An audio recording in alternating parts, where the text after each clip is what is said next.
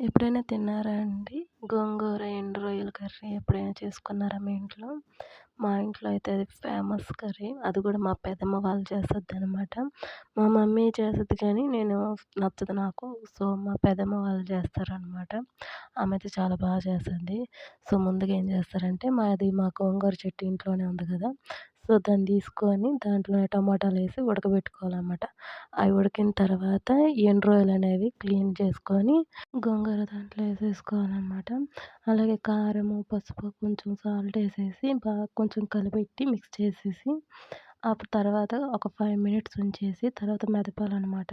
అట్లా కొంచెం టమాటాలు అవన్నీ కొంచెం మెదిగిన తర్వాత మేము చెప్తున్నాను గదా! ఈ స్మెల్ అనేది కూడా ఎండు రొయ్యల స్మెల్ అనేది కూడా డిఫరెంట్‌గా మంచి టేస్టీగా వస్తదనమాట స్మెల్లు.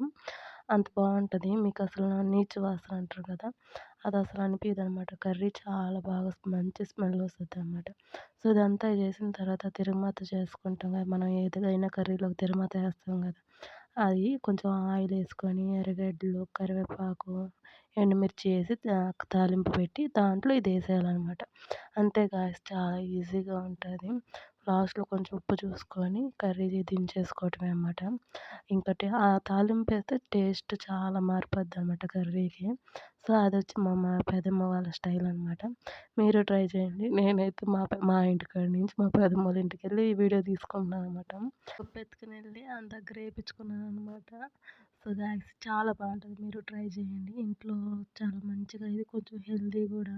ఆకుకూర కొంచెం ఎండు రొయ్యలు తింటేను. సో, ట్రై చేయండి ఇంట్లో.